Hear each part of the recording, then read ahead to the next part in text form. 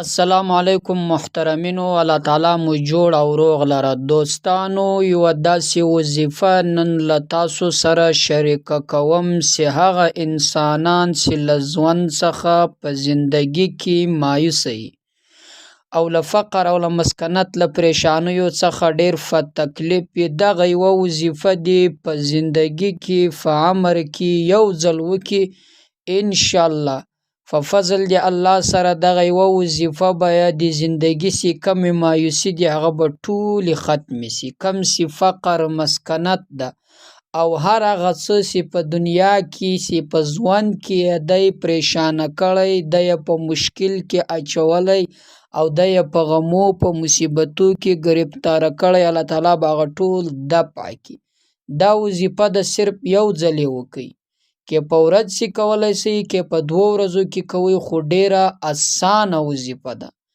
دغه وظیفه یو ځل وکي انشاءالله. دوستانو دعاګانې به راته وکي.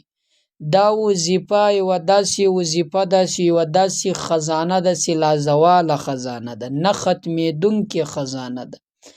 دا وظیفه د دنیا او د آخرت یوه خزانه ده، د انسان و زړه د انسان و روح ته خوشحالي ورکوي، د انسان په زندگی کې خوشحالي راولي،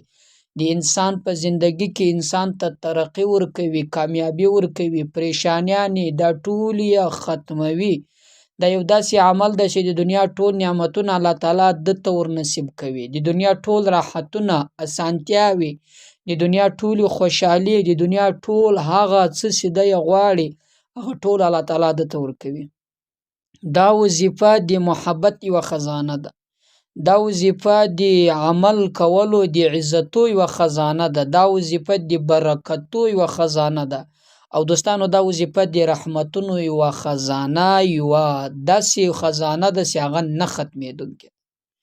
دوستانو هغه خلک، هغه انسانان چې په دنیا کې ستړي سوي، چې په دنیا کې له ژوند څخه بیزاره، پریشانی زیات وي، مشکلات زیات وي، تکالیف زیات وي، دردونه زیات وي، قرضې زیات وي او داسې مسائلو کې دی گرفتار وي چې هغه د خلاصون لاره دته نه معلومیږي، بیماریانې زیات وي، بیروزګاری زیات وي، کاروبار نه وي،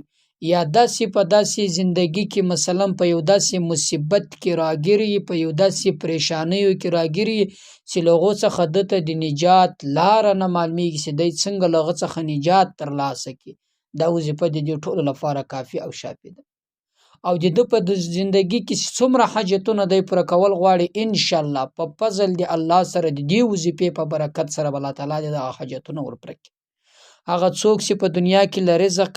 تنگ ده، مثلا تنگ رزقی زیاته ده، غواړي چې رزق الله تعالی ور زیات کړي، یا هغه انسان چې په زندگی کې له داسې مصیبت سره مخ ته چې رشته یې نه پیدا کیږي، نکاح یې نه پیدا کیږي، یا هغه انسان چې مثلا د کوروالا د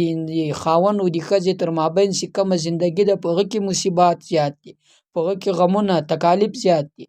یا هغه انسان چې د په زندگی کې له یو داسې نعمت څخه بې برخې ده چې هغه اولاد ده، هغه اولاد که نارینه وي که زنانه وي دا غواړي، یا یو انسان د په مشکلاتو کې راګرده، په غمونو کې راګرده،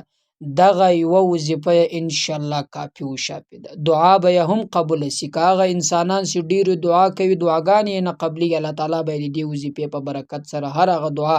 چې دی یې کوي هغه به قبوله سي. یا هغه انسان چې اولاد یې نافرمانه ده، یا کورونه یې داسې ویران دي، مثلا د کور د جوړولو اسباب نه ورته پیدا کیږي،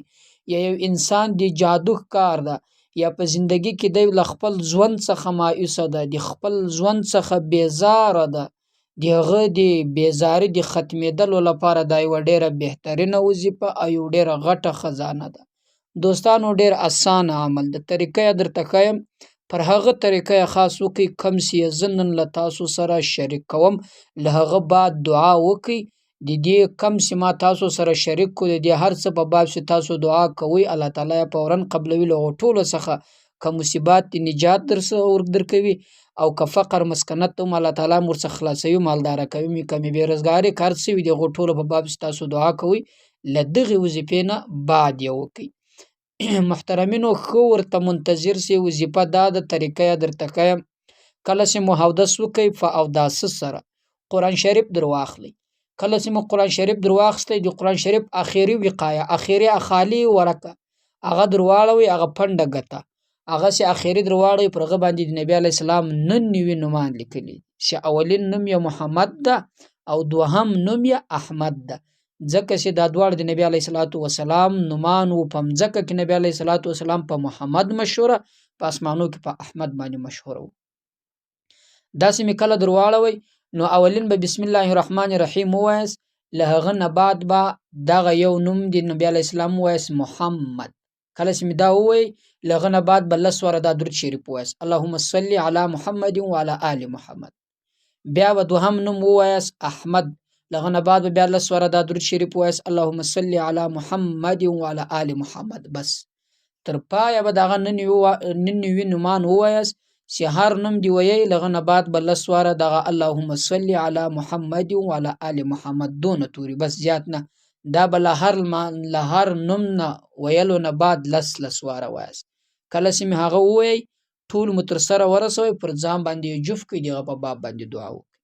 خو که یو انسان وایي چې دا ډېر وخت غواړي په یوه ورځ یې نشي کولی په 2 ورځو دې وکړي په 2 یې نشي کولی په 3 ورځو دې وکړي په 3 ورځو یې نشي کولی تر 10 ورځو پورې دته اجازت ده په دې دوران کې دې خامخا وکړي خو که فارغه وخت یې مثلا په یوه ورځ باندې یې وکړي هم مشکل نه لري خو دا نه د ضروري چې به خامخا د ورځې کې که ماخستن کوي که د شپې کوي که سهار که غرمه سي هر وخت یې کولی شي دا وظیفه وکړه خو له هغه نه بعد چې مین شی دغه دعا د دعا به هېروي نه دغه نومان د نبي علیه السلام الله تعالی ته پیش کړه چې یا الله د دې په برکت سره پلانکی مشکل لرم حل یې کړې پلانکی حاجت لرم راپوره یې کړې پلانکي کار څخه ډېر په تکلیف یم یا الله ورڅخه خلاص مې کړې انشاءالله دا نن نوي نومان د نبي علیه الصلاة والسلام دي د دې په برکت سره الله تعالی ستا دعا ډېره زر قبلوي الله تعالی دې نا امیده نه لیږي الله پاک جل جلاله دې دعا قبلوي دوستانو دا وظیفه الله تعالی دې وکړي ستاسو خوښه شي پر الله تعالی مسپارم السلام علیکم ورحمت الله وبرکاته